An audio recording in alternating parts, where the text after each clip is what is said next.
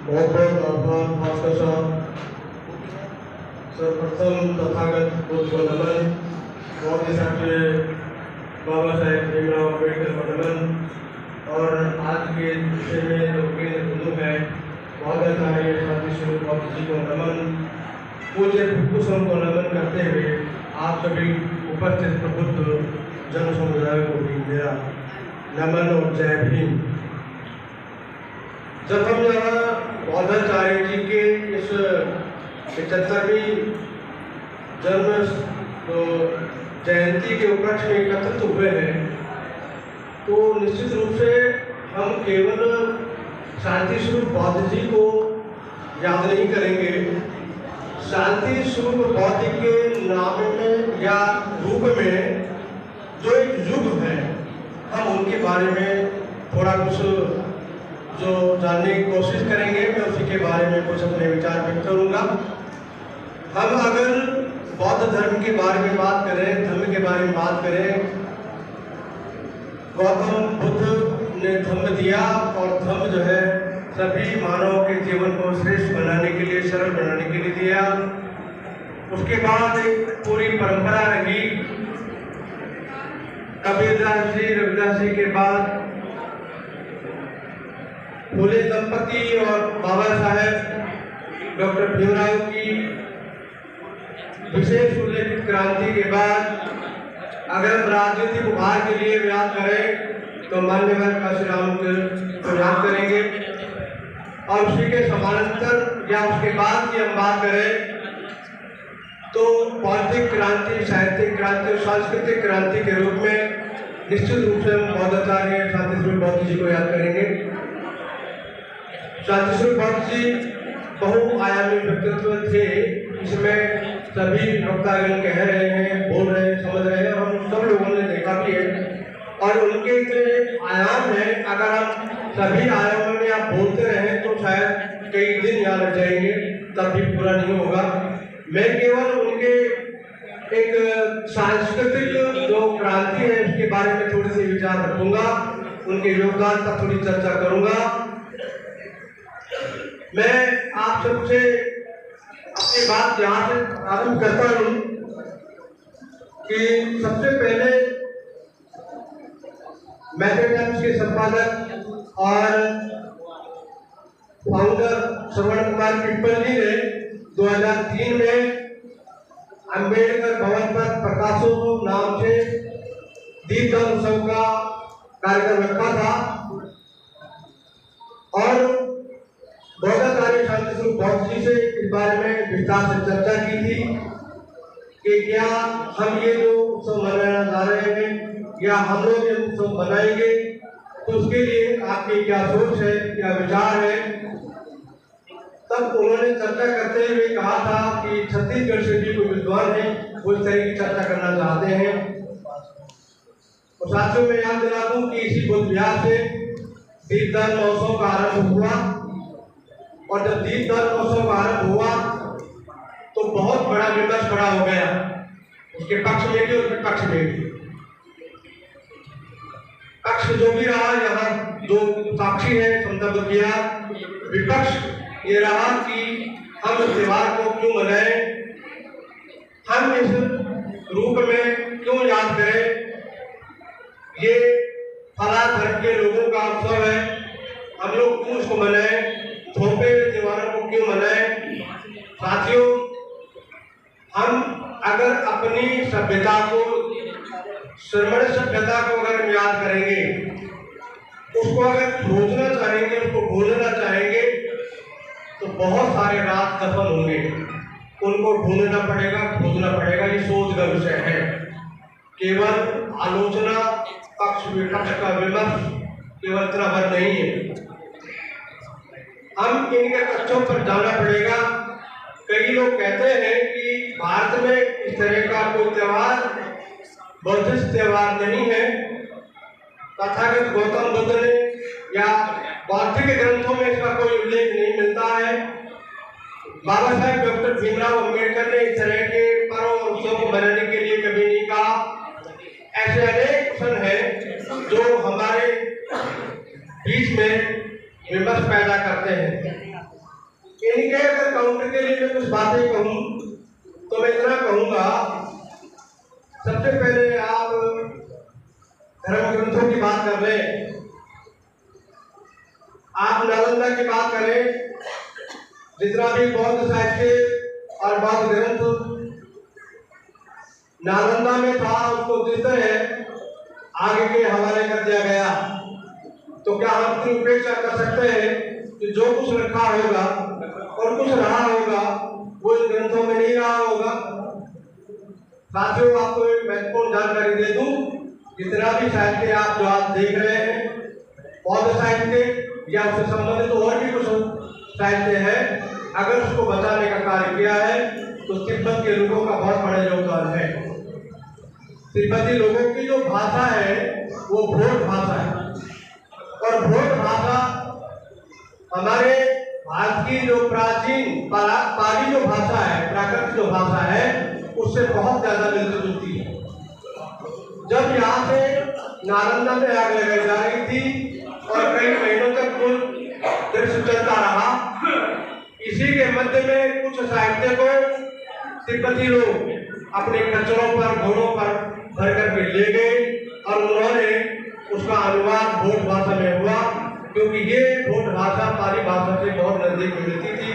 हम चाइनीज भाषा की बात नहीं करेंगे कि उन्होंने अनुवाद किया होगा, लेकिन हाँ इतना जरूर कह सकता हूँ, जितना मैंने अध्ययन किया है कि भोट भाषा पाली भाषा के बहुत ही नजदीक थी और उन्होंने ग्रंथों का अनुवाद करके हमारे बीच में दिया। आज अगर हम दलाई लामा जी को याद करते हैं शरणार्थी के रूप में, हालांकि उनके कुछ ऐसे पहलू हैं जिनके ऊपर कई बार आलोचना होती है, उनका अपना कुछ वो एक अलग संदर्भ रहा होगा, मैं उसमें नहीं जाऊंगा। मैं केवल इस सांस्कृतिक जो आंदोलन है उसमें जोड़ना चाहूंगा, तो ग्रंथों में क्या कुछ लिखा नहीं लिखा इसके बारे में हम कैसे राय जाहिर कर सकते हैं कि नहीं रहा होगा। दूसरी बात, ये कहा जाता है कि भारत के अलावा ये त्योहार अनेक जो बौद्ध देश है उनमें नहीं मनाया जाता है। तो साथियों, प्रबुद्ध जन जितने यहाँ बैठे हैं, मैं उनसे ही सवाल करूंगा, क्या ये त्योहार उन देशों में मनाया जाता है जो लोग यहाँ बाहर से आकर के रहे हैं, जिन्होंने हमारे ऊपर ये त्योहार थोपे हैं, और जिन देशों में वो रह करके आए या जहाँ से उनका पलायन हुआ है हमारे देश में वो आकर के रहे हैं, क्या उन देशों में मनाया जाता है? नहीं मनाया जाता है। मैं आपको एक और उदाहरण देता हूँ, आप जापानी बौद्धों की शादी संस्कार देख लीजिए, आप चाइनीज बौद्धों की शादी संस्कार देख लीजिए, भारतीय बौद्धों में शादी संस्कार देख लीजिए, सबके अलग अलग मिलेंगे। उसका बहुत आसान सा कारण है कि हमारी जो भौगोलिकता है इसमें बड़ा योगदान होता है। उस भूगोल के अनुसार जितनी भी जनसंख्या, जिस बोली, भाषा और उस सभ्यता के अनुसार जीवन यापन करती है, निश्चित रूप से उनके उत्सवों में, उनके पर्वों में और उनके दैनिक चर्या में वो बातें आ जाती हैं, रहती हैं। मैं और एक बात कहूँगा कि अभी तक ये साबित नहीं हो सका है कि जो श्री राम जी का जो ये जिक्र करते हैं कि श्री राम के आगमन के बाद ही दिवाली का ये उत्सव मनाया जाता है, पहली बात तो ये प्रमाणिक ही नहीं है। जब प्रमाणिक नहीं है तो दिवाली कैसे प्रमाणिक होगी? जब राम जी ही प्रमाणिक नहीं है तो कैसे दिवाली प्रमाणिक हो गई कि ये उनसे जुड़ी हुई है? दूसरी बात हो है, राम जी का जो आगमन हुआ था वो लगभग बैसाख में हुआ था, वो अप्रैल का महीना आता है, और जो हमारा दीपदान उत्सव आता है वो अप्रैल के आसपास नहीं आता है। तो ये भी एक साक्ष्य है। अनेक बातें हो सकती हैं इस बारे में, और बौद्धाचार्य जी ने ये सारे साक्ष्य पेश किए थे। जब भी उनके ऊपर या इसके ऊपर विमर्श की बात की या चर्चा की बात की तो उन्होंने बड़े धैर्य के साथ में हर बार ये विमर्श रखे थे। और मैं ये बात इसलिए कहना चाह रहा हूँ कि कैसे संभव है कि कोई इतनी बड़ी सभ्यता, इस संसार की सर्वोत्तम प्राचीन सभ्यताओं में से भारत की जो सभ्यता रही है, उसका कोई उत्सव ना हो, कोई पर्व ना हो, कोई त्योहार ना हो, कोई संस्कार ना हो, क्या माना जा सकता है? आप किसी भी धर्म में चले जाइए, किसी भी आप सभ्यता में चले जाइए, उनके अपने धर्म है, उनके अपने संस्कार हैं, उनके अपने पर्व हैं, उनका अपना उत्सव है, और उनके अपने जो प्रसन्नता व्यक्त करने के, खुशी बढ़ने के कुछ अपने मौके हैं। मैं आपको एक उदाहरण दूंगा। मैं 2007 की बात करूंगा। 2007 में मैं एक इंटरव्यू के मैसेज टाइम्स के इंटरव्यू के लिए मैं किसी परिवार में गया हुआ था और वहाँ उन्होंने बताया कि सर मेरी शादी, एक महिला जो है वो मुझे बता रही थी कि मेरी शादी मेरे पिता ने बौद्ध धर्म से की थी, इसलिए क्योंकि मैं यहाँ संदर्भ देना चाहूँगा कि मैसेज टाइम्स जो पत्रिका है वो बौद्धाचार्य शांति स्वरूप जी के द्वारा पूर्णतः संरक्षित थी और ये बौद्ध धर्म अम्बेडकर और फुले साहब की विचारधारा पर आधारित पत्रिका रही है। जब मैं उसके संदर्भ में महिला से मिला था तो उन्होंने कहा कि मेरी शादी यानी कि 2007 में आप लगा लीजिए करीब 15-16 साल के उनके बच्चे रहे थे, तो 17-18 साल की पहले की शादी होगी और आज हम बात करें तो 35 से 38 साल पहले उनकी बौद्धिक शादी हुई थी, बौद्ध शादी हुई थी। मैं क्यों कहना चाह रहा हूँ, उसका एक बहुत बड़ा ही पहलू है, उसको समझना पड़ेगा। मैंने उस औरत को, उस महिला को अनेक हिंदू संस्कारों में उनकी माता की चौकी, जागरण, दिव्य ज्योति जो संस्थान उनके कार्यक्रमों में भाग लेने में देखा। यानी कि जिसके घर में बौद्धिक परंपरा रही हो और वो उस परंपरा को छोड़ करके दूसरी परंपरा में चली जाए तो निश्चित रूप से ये सवाल तो हमारे ऊपर उठता है कि आखिरकार ऐसी हमने क्या व्यवस्था नहीं दी कि जो उनको पलायन करने लगे। मैं इसी संदर्भ में अगर दीपदान महोत्सव के बारे में बोलूं, बुद्धिस्ट बाल विकास बिहार नाम से एक संस्था थी जो छोटे छोटे बच्चों की संस्था थी, जो आदरणीय श्रद्धेय तत्वलीन श्रवण कुमार पिट्टल जी ने बनाई थी और उसमें श्रवण जी के जितने भी दोस्त थे, 10-12 दोस्त जिनमें मैं भी एक रहा हूँ, उनके जो छोटे छोटे बच्चे थे, मेरी छोटी बच्ची 2 साल की थी, बड़ी बच्ची 4 साल की थी, ऐसे छोटे छोटे बच्चों में वो बौद्ध संस्कार डाले और अनेक कार्यक्रम प्रस्तुत किए। और उनका स्पष्ट मानना था कि बाबा साहब ने जब इतने लाख बौद्ध बनाए तो वो बौद्ध कहाँ गए बाद में, उन्होंने ये प्रसार क्यों नहीं किया, बौद्ध धर्म आगे क्यों नहीं बढ़ा। ये सवाल हमारे कई बार पहुंचता है, तो हमने जब इसके बारे में सोचा कि अगर इसका बीजारोपण बच्चों के संस्कार में रोपित कर दिया जाए तो हमें बताने की आवश्यकता नहीं रहेगी कि बाबा साहेब कौन थे और तथागत गौतम बुद्ध कौन। और मैं बड़े फख्र के साथ कह सकता हूँ कि मेरी दोनों बेटियां, उन्होंने कभी जीवन भर कोई किसी तरह की कोई पूजा पाठ नहीं की। तथागत गौतम बुद्ध के धर्म के मार्ग पर चलते हुए बाबा साहब डॉक्टर भीमराव अम्बेडकर का वो कथन, स्वर्णिम कथन, जिसको शांति स्वरूप बौद्ध जी हमें कई बार दोहराते थे कि शिक्षा शेरणी का दूध है, जिसको पीता है वो तो हारता है। तो शांति स्वरूप बौद्ध जी ने कहा कि यहाँ शेरनियां नहीं है, यहाँ की जो शिक्षा है वो मेमने और भेड़िए की शिक्षा है, वो मिमियात है, दाढ़ते नहीं है।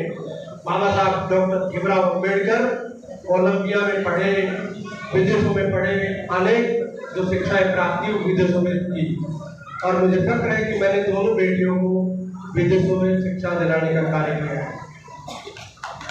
मैं इस विमर्श को इसलिए यहाँ रेखांकित करना चाहता हूँ कि ये जो हमारा सांस्कृतिक कार्यक्रम है, जो युवाओं के माध्यम से, जो तालकटोरा स्टेडियम से लेकर के संत बौद्ध विहार से लेकर के युवाओं में जो जोश भरा, गीत गायन, भाषण, कला और महिलाओं के जो कार्यक्रम, उनके सूत्रधार केवल और केवल मैं मानूंगा कि संत बौद्ध जी थे। उनकी क्रांति के लिए हम उनको याद करेंगे। अनेक आयाम है जिनके बारे में विभिन्न बता चुके हैं। मैं केवल इतना ही कहूंगा कि किसी भी सामाजिक परिवर्तन का अगर सूत्रधार है, अगर हम देखना चाहते हैं तो वो सांस्कृतिक क्रांति है और सांस्कृतिक क्रांति के सूत्रधार आज अगर हम देखते हैं भारत के अंदर तो केवल और केवल शांति स्वरूप बौद्ध जी नजर आते हैं। मैं आप सबका आभार और धन्यवाद देना चाहूंगा कि मुझे वक्त दिया और थैंक यू सो मच। जय भीम।